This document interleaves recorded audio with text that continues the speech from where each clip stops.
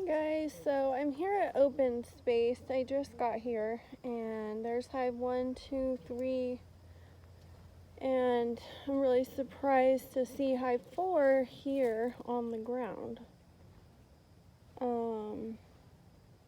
I do see bees coming and going, but whether that's the colony that was in here or not, I don't know. But I see like limbs that fell off the cottonwood. I'm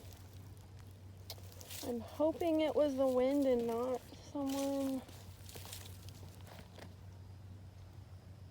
messing with the bees. So I'm gonna try to get this put back together and see if there's even any bees in there.